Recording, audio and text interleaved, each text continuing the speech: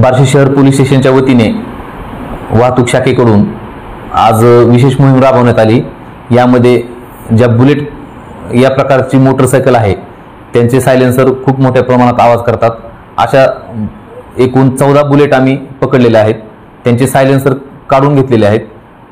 Police स्टेशनलाच mechanical बोलून ते silencer काढून घेतलेले आहेत आणि मान्यता प्राप्त असणारे सायलेन्सर त्या ठिकाणी बसवण्याचं काम चालू आहे। बार्शी शहरामध्ये वाहतुकीच्या नियमांचं उल्लंघन करणाऱ्यांना आव्हान आहे, पोलिसांची करडी नजर तुमच्यावर आहे। आम्ही कारवाई सतर्क करण्यासाठी सतर्क आहोत, वेळोवेळी कारवाई केली जाईल। मद्यप्राशन करून वाहन चालवणाऱ्यावर सुद्धा आम्ही ड्रंकन ड्राईव्हच्या केसेस करत आहोत।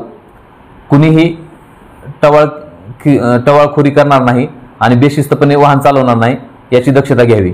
त्याचप्रमाणे बार्शी शहरातील महिला आणि मुलींना एक आव्हान आहे, रात्री 10 ते सकाळी 6 या वेळेमध्ये तुम्हाला एका ठिकाणाहून दुसऱ्या ठिकाणी जाण्यासाठी किंवा घरी जाण्यासाठी वाहन भेटत नसेल, काही अडचण असेल तर तुम्ही 112 या हेल्पलाईनवरती कॉल करायचा आहे।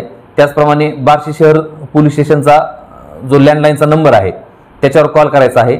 आम्ही तुम्हाला तुमच्या घरी पोहोचवण्याची व्यवस्था करू। बार्शी शहर पोलीस स्टेशनचा लँडलाईन नंबर आहे 02184 22 33 33। रिपीट करतो 02184 22 33 33। धन्यवाद।